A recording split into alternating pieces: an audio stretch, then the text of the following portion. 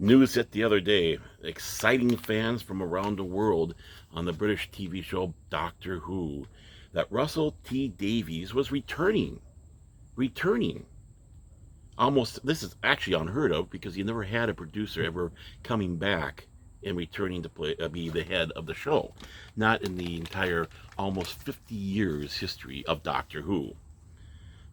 Sure, some stayed around a little bit afterwards to help out, such as uh, Barry Letts in the first season and so of Tom Baker, but it was not at the head of the show.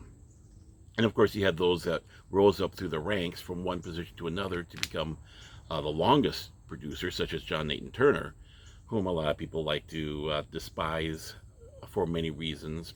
I have no problems fully with what he did. Yeah, it could have been a better era for him, but I saw where he was kind of going in some elements, especially with the 20th anniversary of Doctor Who that was under his tenure. Unlike others, I am not all that excited to hear about Russell T Davies returning to Doctor Who. And I suppose you might say there might be a cautious optimism, but I was never really fully a fan of his tenure. To be honest, I really was not a fan of any of the producers or headrunners of Doctor Who for the new Doctor Who series. Out of all of them, I suppose he was the best. And out of the whole, how many seasons they had, it was his first season with Christopher Eccleston that I actually enjoyed the most, and was saddened when Christopher Eccleston left the show. If he would have had a few more seasons under his belt, even one more, I'm sure people would say that he was one of the best doctors ever to portray the role of doctor. And I was hoping for someone fresh faced, less woke, no woke, someone who would stay to the storylines and history of Doctor Who. Maybe someone would go in there with a wave of a wand and absolutely destroy what they have done in the last 3 years of Doctor Who under Chibnall's, which was insulting to the history of Doctor Who and insulting to fans, even old fans like me, even more so. But uh, Russell T Davies came in there. My choice actually was an American. That was J. Michael Zazinski, who was very noble in his uh, notice to the fact that T. Davies took over. He was very magnanimous in congratulating him, even though that JMS was considered a possible producer.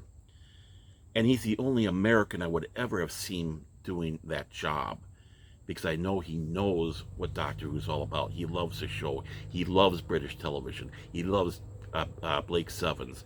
A lot of these shows helped inspire him with Babylon 5 as well as British literature, uh, Tolkien and the like, along with other stuff too, but I'm just picking on those elements right there.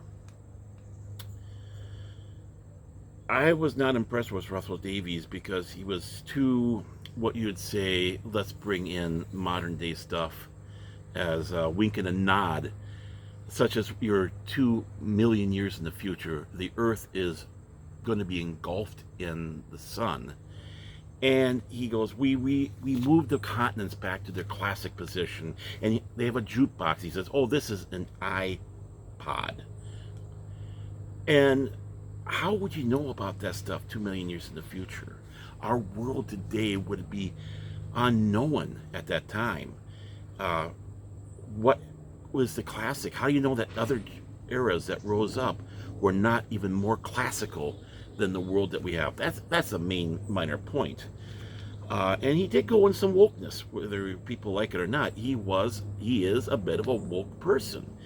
Uh, with his two-part, where they were back in World War II, and he had "Are You My Mommy?"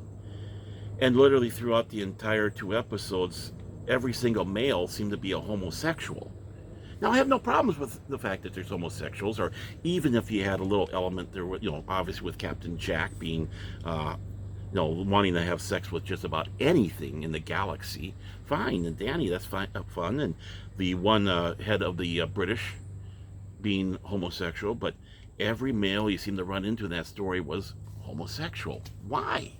You didn't need to do that. Um, Bring in homosexual carriers. Fine. It doesn't bother me. It's not that point. But let's try to keep the woke down as you get into the show. Let's get back to the traditional storytelling. Let's not go in with heavy-handed agendas. Sure, we write with something in mind. We write with our thoughts, our viewpoints. But don't let that overpower what the story is. Bear and Orman Tagge, wishing you all a good day.